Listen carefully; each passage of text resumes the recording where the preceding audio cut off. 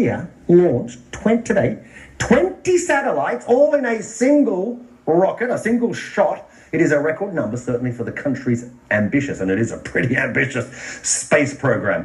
The satellites on board were for a variety of countries, including, this is the actual launch, including the United States, Canada, Germany, Indonesia. India has been positioning itself as a key player in this very lucrative commercial space market. It's been positioning itself as an effective but low-cost operator. Yeah, you think of a low-cost airline? Low-cost rockets, why not? Dr. Carol Haswell is senior lecturer in astrophysics at the Open University and joins us. Carol, great to have you in the studio. Listen, can I just start with this briefly? That's amazing. As a layman, I had no idea that you could launch multiple satellites. I mean, maybe 1, 2, or 3. 20? I mean, Russia has the record of 30.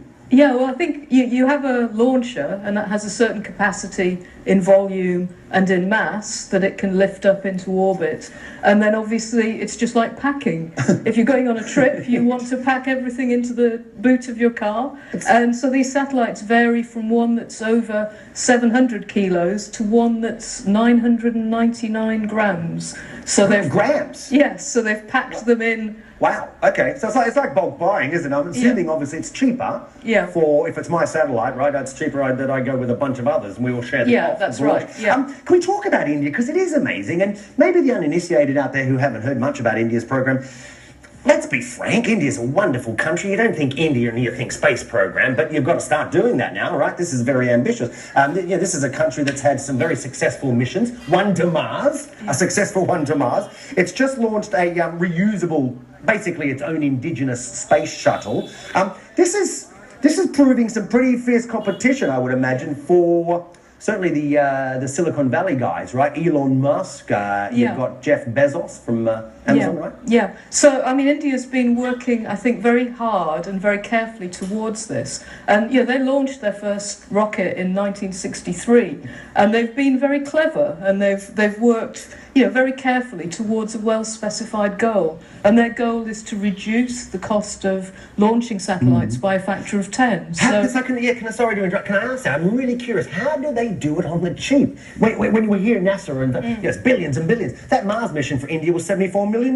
Yeah, well, I think if you've got a fairly small and focused organisation and you're very clear about what your goal is, then everything that everybody's doing is working towards that goal. And if you think about NASA in the 1960s, what they did with the Apollo program was similar. It was very, very focused. And then NASA grew and became a much more complex organisation. And I think it's universally recognised that it became less efficient, less good at making cost-effective decisions. And I think the Indian operation is still small and lean and focused. Yeah. So they're running rings around the more established space agencies that we would think of. Saturn is the next place. No. Can I ask you this? How much of an impact does something like this, a program like this for India, I mean, it makes money? I mean, how much money is generated for the economy? And does this help a country like its GDP to grow? Yeah, well, I think India's had a policy of trying to get a lot of highly educated, technical people, and obviously this helps with that.